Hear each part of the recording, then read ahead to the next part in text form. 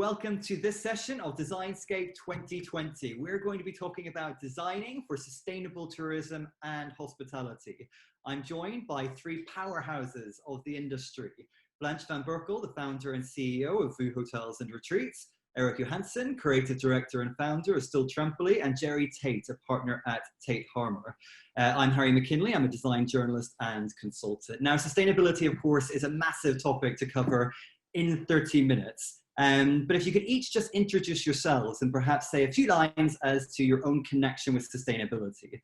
If we could perhaps start with Erik on this, because of course I know that you've just opened your own property in Sweden. Hi, and I'm Erik Nissen Johansen. I'm a fisherman trapped in a hotel designer's body.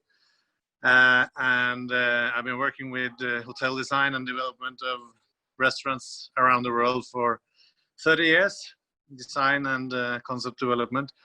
And recently I bought a small island with a tiny lighthouse, and I'm going to run a hotel there and do a lot of fishing, but still design hotels around the world.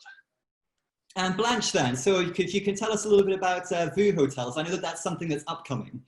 Absolutely. We launched it at the beginning of this year. It's a new hotel management company, brand and concept. We felt that there was a sort of missing niche, if that's the right word, for small hotels that are very sustainable, that are linked more by, the sustainability, the quality, the location where they are. And that's what we're doing right now. We are doing a lot of things at the same time. We have quite a good pipeline, which is out there with investors, and we are probably about to sign a first property in this autumn. So we're very excited. And Jerry? Yeah, hello. My name's Tate. I'm a partner at Tate Architects. We're architects, obviously.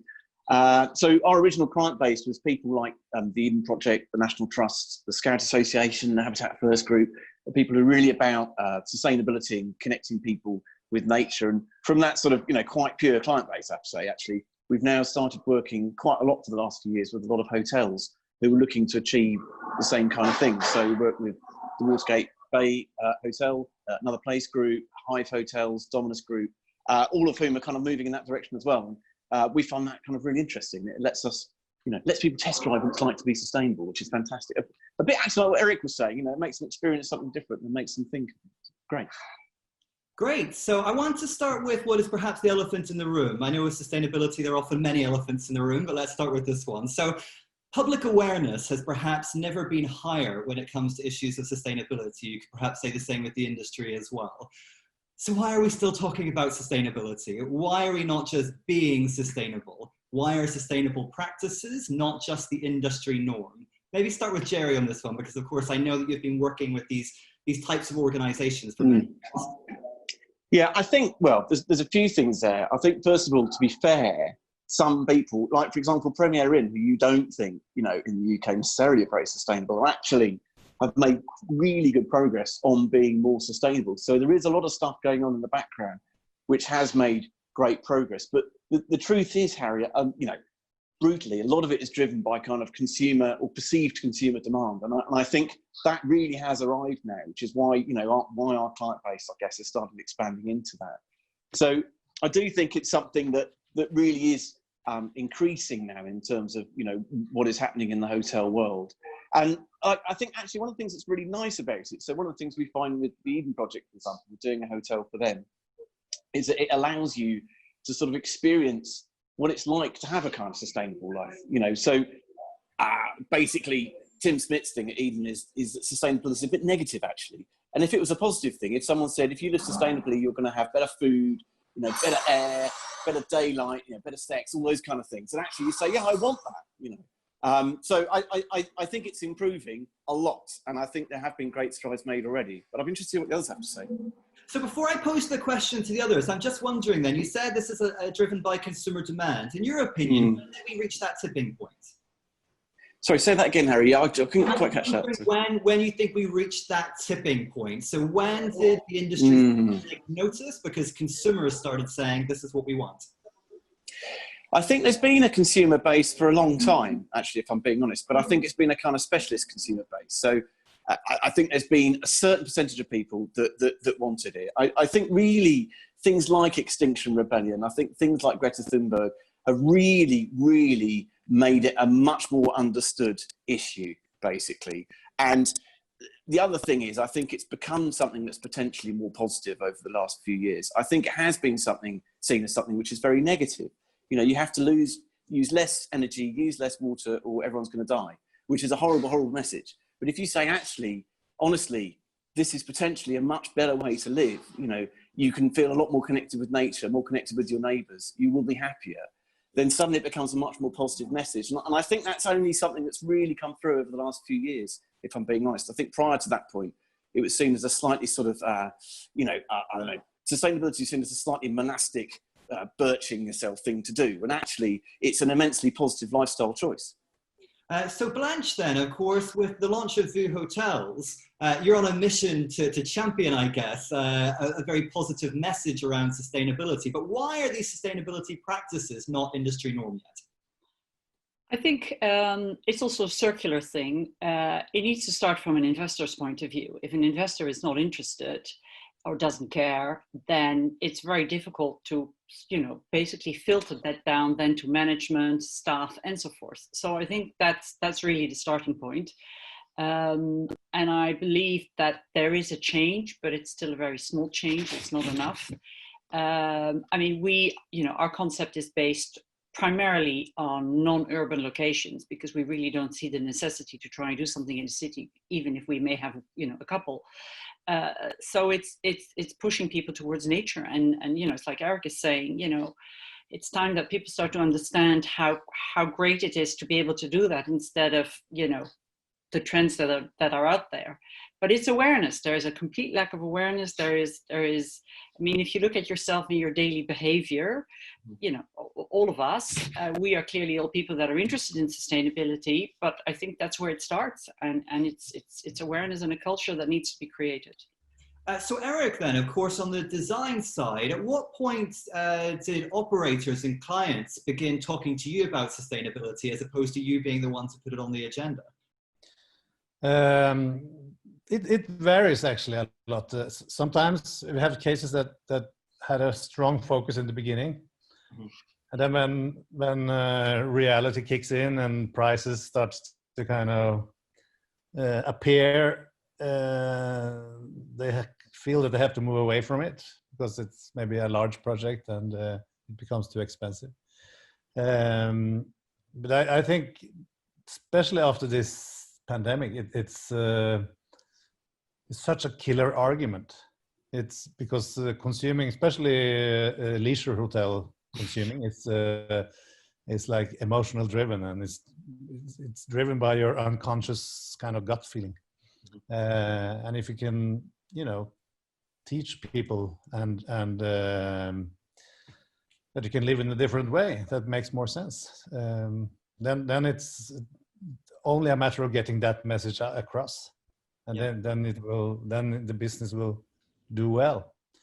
But then, of course, you know, I also think that then you have to design it like from your gut feeling, and we really try to, with our tiny lighthouse project, try to use all the local craftsmen, and we don't want to ship stuff from even other countries, you know. There are plenty of good carpenters. They might be a bit more expensive. You have to talk to them, and you know, but it's just that it doesn't feel right to ship stuff from China to put in this old beautiful building on this island. And when I say it, I think everyone understands it and they agree. So staying with that issue then, because of course we don't want to be shipping things around the planet, and yet we're all happy to pack ourselves off to various destinations around the world. The reality is, when it comes to travel, it would be much better for the planet if we all just stayed at home. So what are some of the big paradigm shifting changes that we really need to consider when it comes to travel for creating a more sustainable tourism and hospitality model? I mean, I know that a couple of recycled loo rolls and handmade soaps just isn't going to cut it when it comes to the scale of this issue.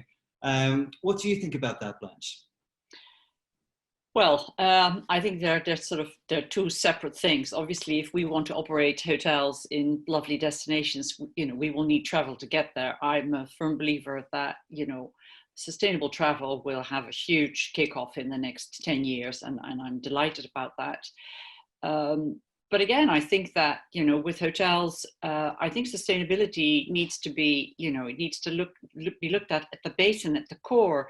I don't think it's about, certainly not in our case, but it's not about fancy taps and whatever. It's actually about a beautiful place. It's about quality. It's about comfort. It's about local, great food. And all of those elements together will bring that. And I don't believe that is such a difficult concept to create. It's not rocket science. Mm-hmm. And I believe that there is a definite trend out there, although it's still a very small one, of people who want that. In all levels of the market, and there will always be people who want, very fancy hotels that's going to stay with all sorts of luxuries. But I believe, in my view, that, this is what luxury is about, certainly in today's climate and where we're going. Mm-hmm. And what do you think, Jerry? What are some of the big changes that we might need to see? Well, I think that there's a couple of things in there. Thing number one is travel. And we're architects. We're not necessarily in control of how far people have travelled to the hotels and the attractions that we're creating. But I think one of the things actually that the COVID crisis has brought up, certainly in the UK, is that people are essentially unable really to leave the UK. A lot of people are doing staycations. I mean, I'm in Cornwall now, and we've got 3 or 4 projects in Cornwall, and it's full. It's fantastic.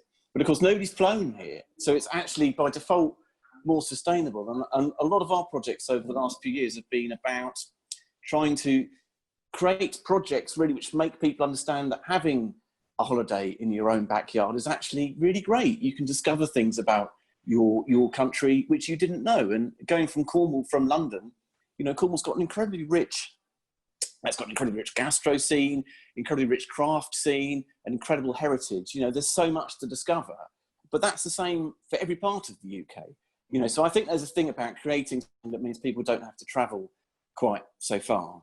And I think the second thing then is, interestingly, just picking on something that Blanche was talking about there, which is then, what do people perceive, luxury as? Because luxury isn't necessarily flying to Goa and having a 5-star hotel. Certainly, again, I think with the COVID crisis, one of the things that people are seeing luxury as is freedom, really.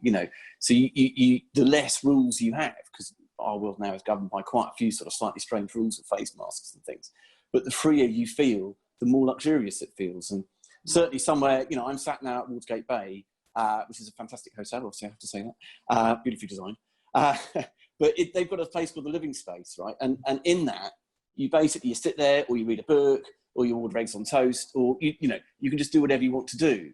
And it's by far their most popular space. And we're now looking at expanding it even more.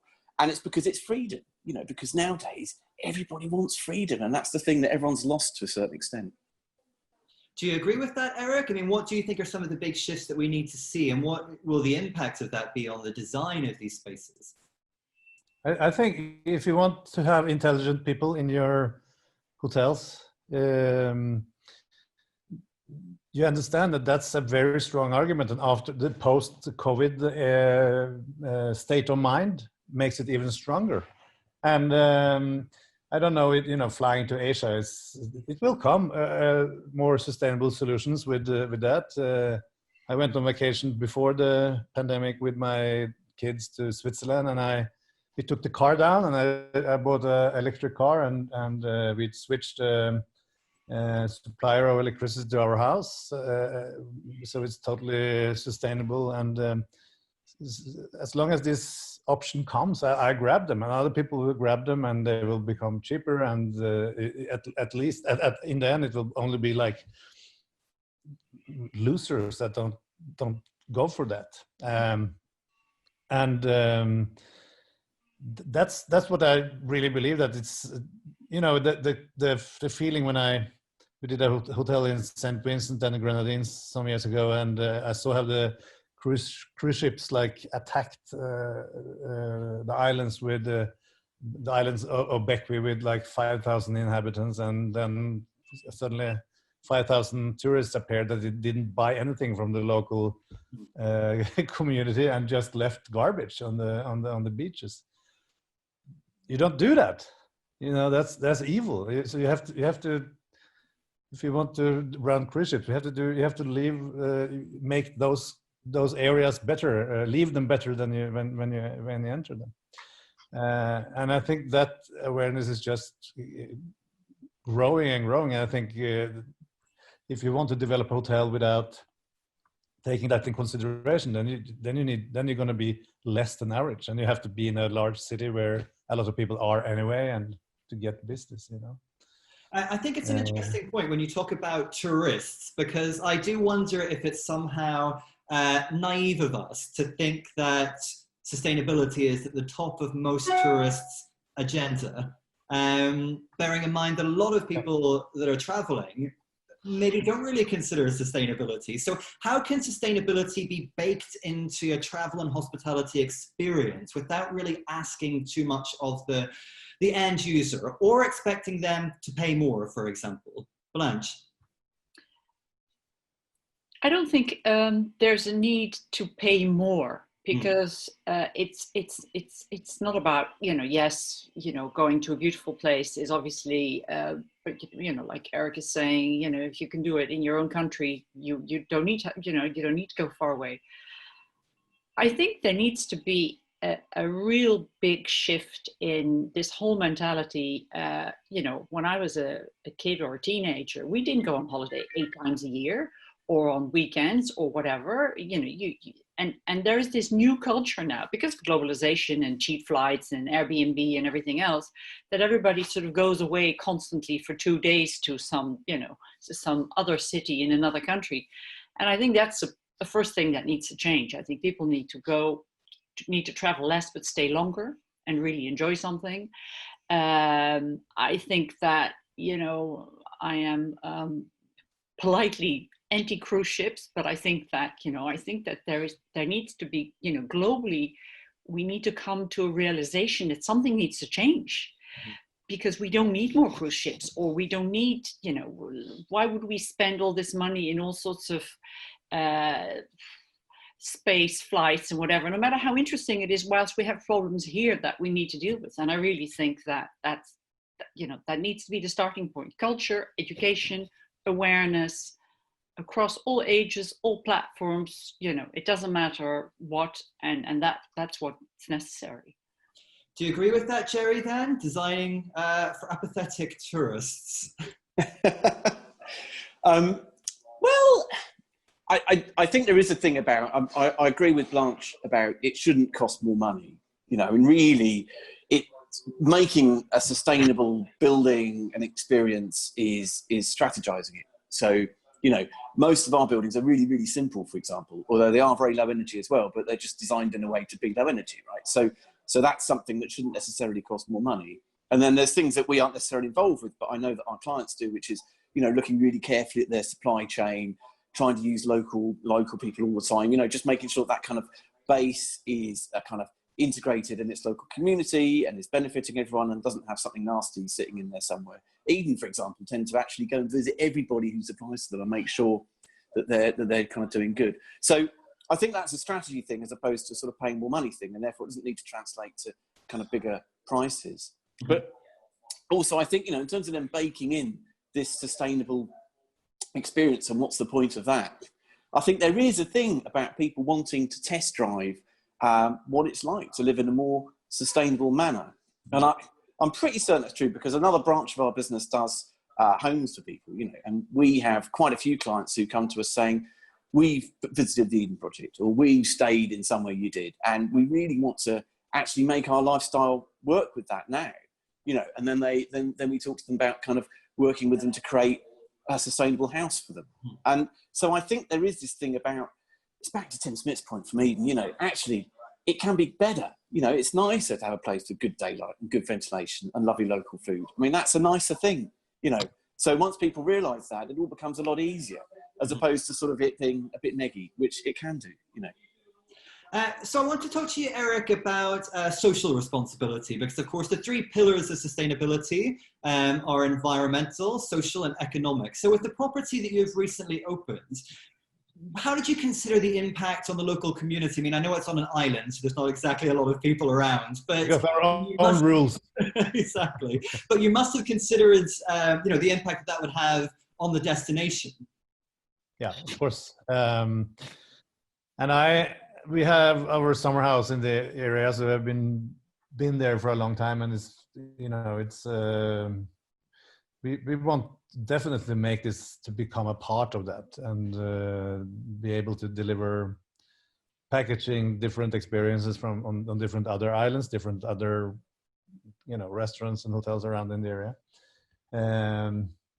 I think that it only makes sense. It's just go to yourself and see what feels the best to buy the bread at Tesco's or from the baker that has the flour on his hands. Everybody should be able to answer the right answer to that question just by feeling it. So, but that I think is the maybe the most important part of this discussion. The example I had with the cruise ships and I think the whole it's not the tourists that have to stop. It's us that have to create those products that feels better to buy and feels more okay. And we have to also understand the transformation of luxury. That the last 20 years is something totally different. I think 20 years ago it was maybe a Rolex watch, but today it's just a totally different thing. It's like connecting with local people and getting new friends, and that's the new Rolex of today. So well, I'm very optimistic as a person, but I was going to say, I think it will kind of, you will navigate. Some people will navigate towards this faster, but the rest will come. I mean, it sounds as though you have a very authentic story with your property, but I did want to ask Blanche. I was reading a column actually just today by the sustainability editor at Condé Nast Traveler, who said she's growing tired of a lot of these sustainability buzzwords being attached to hospitality. It is, in effect, greenwashing. So from your perspective, bearing in mind that sustainability principles are so front and center of Vous hotels, what would your advice be essentially for brands to avoid greenwashing and be able to walk the walk and talk the talk and make sure that how they're actually operating is backed up by what they're saying? Again, it's top down. You know, if there is the right culture which is brought, you know, from the top down, then you know, greenwashing doesn't play a role. I mean, you know, we intend, and one of the projects we're looking at now is actually a project in Africa, but there we are, you know, we're already looking at how we can integrate the local community. The hospitality, for example, has a massive shortage of staffing worldwide. It's a big issue. Well, if all of us go to all these places and develop new hotels, we have huge opportunity to train people locally, and so to give back to the, you know, the local environment and the local community. So to do something for the economy, to do something for the community and their families, but also educate those communities in all the steps that we are making to deliver a sustainable hotel product, and actually, I think, get them as far as for them to take that home to their families, and you know, for them to tell their children and so forth. So I think that there is it's about creating, you know, huge awareness. And I don't think that there is a, you know, the time of putting click cards in a bathroom and say, you know, if you don't want to use your towels and all of that, that time is really over. I mean, and in the end, I think you're talking about greenwashing, but I think that a lot of guests are also upset because they are constantly asked to do little gestures for savings, but they don't feel that they see that back in their stay. So I think that the model needs to be rethought in that way as well. How do we do something which benefits both parties, the guest and the operator? Yeah. So let's think about some tangible takeaways then. what can designers, what can operators do today to create an immediate impact in terms of sustainability, and what should be their longer term aspirations? Jerry, if we start with you on that one. Yeah, sure. So, I mean, if you want to do something, right now, inevitably it's going to be looking at your supplier base as a hotel and looking at your energy strategy, from our point of view. So that's a bit dull, but you could do those immediately. For example, you could change your electricity supplier to be a sustainable supplier, and boom, you've massively helped there with your carbon emissions. So there's sort of two things you can do without doing any work to your hotel. You don't have to be an architect or anything like that. You just can do it now, actually. So that's brilliant. But then I'd say that, slightly picking up on what Blanche was saying there, the long-term thing to do is think about how your experience can help people live in this sort of more sustainable way. So you can be a hotel and you can reduce your water consumption, your energy consumption. You can, but then you can also do things like connect people more to nature and the beautiful landscape that you're in, like with Erik's thing. Make them understand that they've got this kind of local food and local supply. Improve how their room feels in terms of ventilation and daylight. All these things which are sort of pushing their sustainable lifestyle experience, if you like. So then it's back to sort of helping with that experience. And I think that's the way you integrate it in, rather than, as Blanche says, telling people that they've got to leave their towels on the floor, otherwise, that they're going to wash them too much. And actually, that's the last thing that I'd say about that is just pick on something Erik said, which I think is really interesting, is this idea that we're moving from a consumer economy to an experience economy, which is lovely if that becomes a sustainable experience. It's obviously not sustainable to kind of make loads and loads of stuff and to buy it and to use it. But actually, an experiential economy could be a really wonderful economy where we're really, really benefiting everyone. So I think that's a wonderful, positive message to end on. So Blanche, then, well, I know you're going to say, first step, hotels give up on the putting the towels in the bath, but some takeaways then, maybe right now and for the longer term. We haven't done operation hotels yet, so we have two options. We're currently looking at projects which are existing buildings which need to be renovated. So we will try and make those renovations as energy conscious as we can. New builds, we can do that from scratch. So that's I don't want to say that that's easy, but that's basically a must. But for us, it's really creating that very, very conscious culture. And we're talking about supply chain. It's not so complicated to talk to all your suppliers, and say we don't want to get anything delivered in plastic anymore, or we only want you to work with organic products. You go to whoever delivers your bread if you don't bake it yourself. And there's a whole range of things that can be done, which we will do and which we feel, are part of this change. And I also think, food waste is something which is close to my heart. Hugely important when you think about the amount of food that is sort of displayed in hotels, which is never eaten, which is just thrown away, which makes no sense.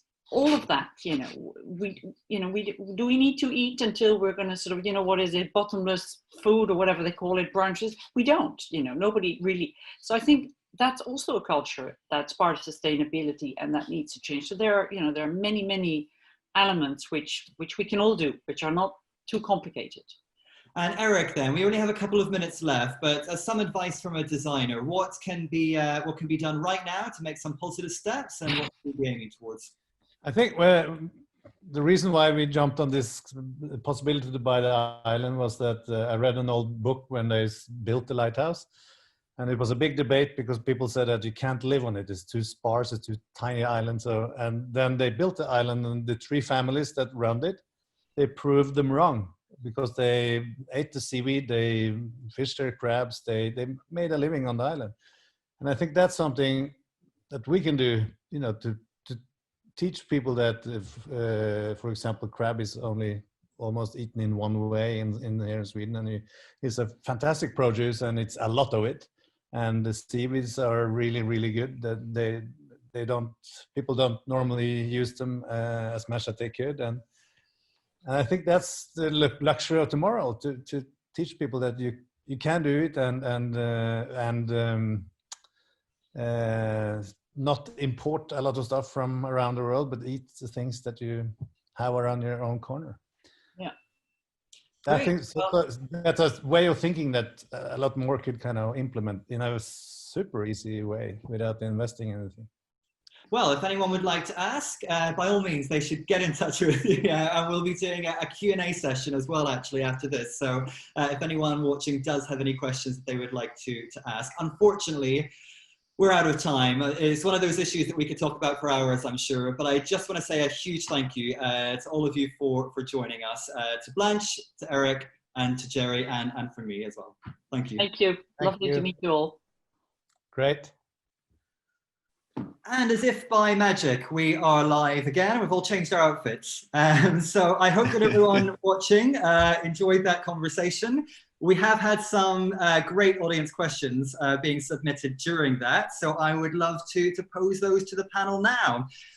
I want to start with one that is a talking point that actually I've heard brought up quite a bit. And essentially the binary choice between sustainability or survival. So do you worry that COVID and people's concerns around hygiene will impact the recent strides to improve sustainability and hospitality? And what can we do?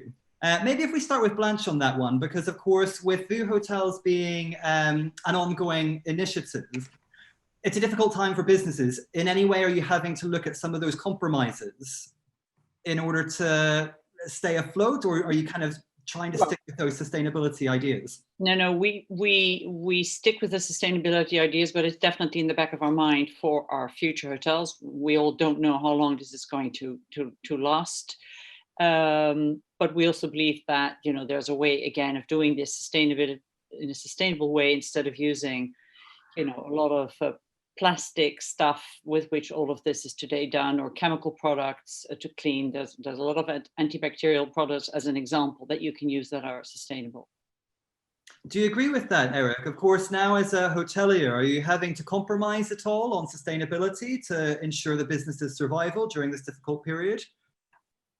I think in this case it's in Sweden, and we have a number of like enforcement from the government that we need to follow, and as long as we do that, we have to space the seats in the restaurant a bit more. Most of our restaurant so far has been outdoor, so then it's less of a problem because we have more space. And it's a very tiny operation, of course, so we don't have, it's like a restriction of gathering of more than 50 people. So we don't have that problem. So I would say maybe, you know, by default, this tiny island seems like a good choice when it's risk for some virus spreading. I don't know, but it doesn't feel that we had to change anything now. And Jerry, then, do you think it's a false logic to say that people either have to choose between investing in sustainability or investing in their own survival? Yeah, I don't think that they're necessarily mutually exclusive as things. And, you know, again, it's been like Erik was saying, you know, a lot of the guidance that we've got in the UK, things like spacing, occupancy rates, good ventilation, things like that. And a lot of the clients we work with have sort of quite extensive things like indoor-outdoor eating experiences and stuff, which actually play quite well. So there's a sort of health and well-being aspect to the hygiene, which I think is great. The flip side of that then is, you know, as Blanche mentioned, that there's a sort of part of me that feels a bit sad at the number of sort of disposable gloves and masks that are getting used and thrown away at the moment. And I'm sort of hoping that if this continues, that we find a way around that. Most hotels know how to deal with outbreaks of things like norovirus already. You know, they already had those systems in place, right? So I think there is this thing that hoteliers and leisure attractions are now probably need to have like a COVID or pandemic mode. And I think we're still working out what that is exactly. But I don't think they're mutually exclusive, no.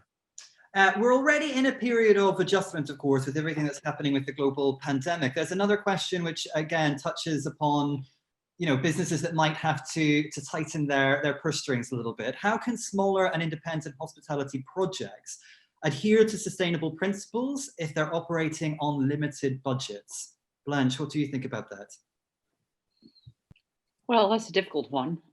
It's difficult whether you're small or large, but certainly more difficult when you're small and you have a limited budget.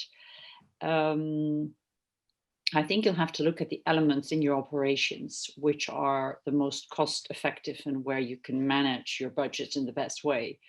And that will be different for each specific property and depending on their location. So it's going to be, your purchasing stream, it's going to be your energy, it's going to be all of those related issues. And that's what you have to do. And maybe you can only do one. But if you do one, it's already better than none. So I think it's looking at the different elements, there are a couple of pillars in your business, which pillar, what do you do for each pillar, and how can you look at that cost effectively and then manage that? And then Erik, then at the very top of the conversation that we just had, you did mention that there is a cost factor here, that sometimes operators can be a little bit put off by that. So if you don't have the budget, how can you be sustainable without spending a lot? I think there are, by pure logic, it doesn't match. But on the other hand, by pure necessity, sometimes we have to do it.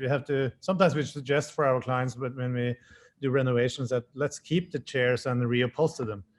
And we have good connections with companies that really effectively can reupholster, and then they get a cheaper chair, and we don't have to import a lot of new chairs. And that's obviously more sustainable than buying new ones. The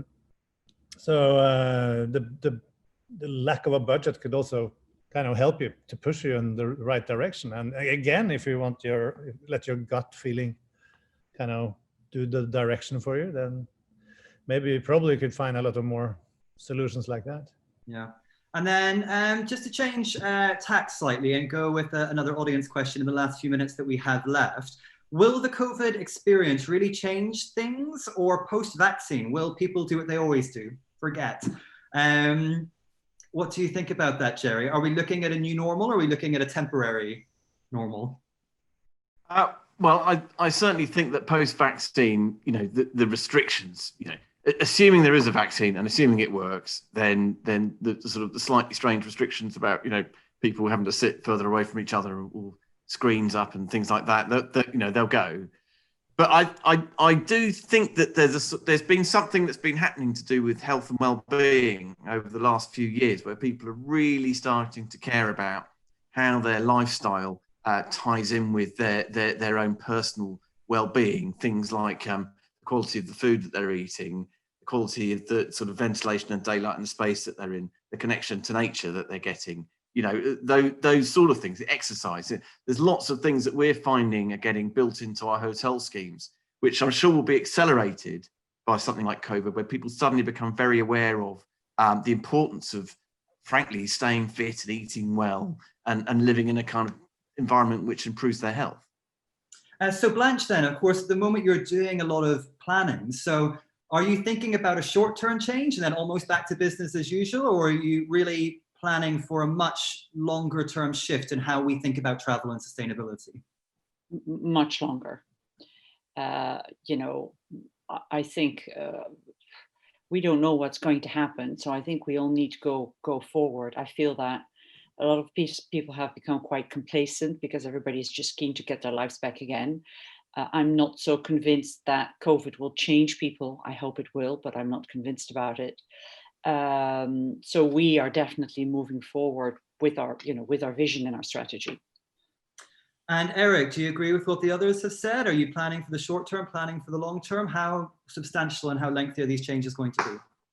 On the long term, obviously, but I'm pretty sure it has been pandemics before, and in Asia it has been some fairly recent, and things went back to normal there, and so it always has. So it will most likely go back to normal. I think we will see smaller changes, the way we maybe set up a buffet setting in a restaurant or whatever, small details, but basically it will be on the good side, on the bad side, going back to what we did before. So we have a very limited amount of time left. So I'd like, if we can, to try and end on a positive note. And if we could just go through each individually and perhaps say, with regards to sustainability and some of these long-term changes, what's going to be at least one positive takeaway, perhaps, from all of this? Let's go back to you, Erik. I really believe in the positive power in people. So we will innovate within the 50 next years, we will be able to fly electric and really sustainable, and we will still do the things we're doing, but we will solve the problems little by little. We are really, the positive people are much stronger. They are fewer, but they are much stronger than the negative ones. Great. And Jerry? Well, I think the truth is the hospitality industry lets people live a different life for a certain period of time.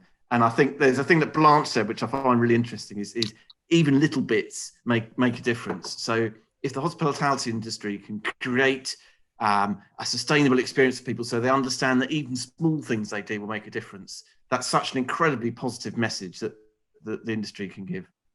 And Blanche, then, in the last few seconds, a positive takeaway. Well, I concur with both my colleagues here. I think that change I think that change will happen and will come. It will not be, quick and fast, but small changes, small groups, small impacts, all of that piled up, we will get to where we want, and that will happen. Brilliant. Well, unfortunately, that is all we have time for. So just a final thank you once more to Blanche, Jerry, and to Erik as well. And I've been Harry McKinley. Thank you again for watching. Thank you all. Thanks. Bye.